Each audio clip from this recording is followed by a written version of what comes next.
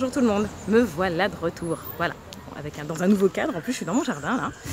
Et donc aujourd'hui on va parler de quoi? On va parler des bumper ads. Donc lors de ma dernière vidéo, je vous disais sur la dernière vidéo qui parlait des techniques de persuasion, j'expliquais que vous n'aviez que 4 secondes pour capter l'attention de votre client lorsque le client arrivait sur votre site internet ou lorsque vous l'aviez au téléphone.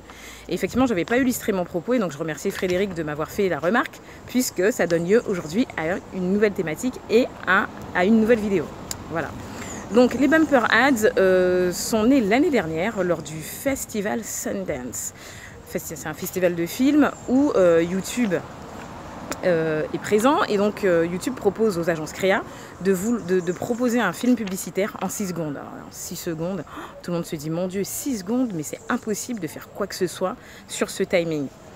Tout le monde joue le jeu et finalement, à la fin du festival, les agences ont sorti de nouveaux formats, des formats plus percutants, persuasifs, qui touchent vivement à l'émotionnel de celui qui regarde les vidéos.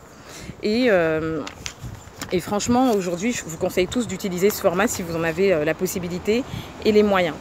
Et donc, l'idée, c'est pas de réduire les spots publicitaires sur 6 secondes, bien au contraire. Donc déjà, il faut savoir que même pour les personnes les personnes qui rédigent les scripts dans les agences créa, tout le monde s'est dit mais mon Dieu, comment on va faire?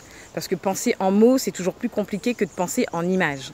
Eh ben, une bumper ads, c'est tout simplement, c'est un peu comme un dessin animé, il faut penser ça un peu comme les planches de BD. Il faut tout de suite penser en images au lieu de penser en mots avec un rythme et une séquence. Et le rythme que vous devrez utiliser, c'est celui de la punchline ou de la blague.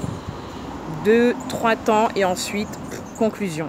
Et surtout répondre à 3 questions essentielles. Qui, quoi et où. Qui vend le produit? Quel est le produit et surtout où acheter le produit. Voilà, et ça suscite vraiment la curiosité, ça réveille des émotions aussi chez le téléspectateur ou le spectateur sur votre communauté sur YouTube. Alors, vous allez me dire, mais quand est-ce que je dois utiliser ce format? Parce que bon, 6 secondes, on va pas mettre ça sur Facebook ou sur d'autres réseaux sociaux.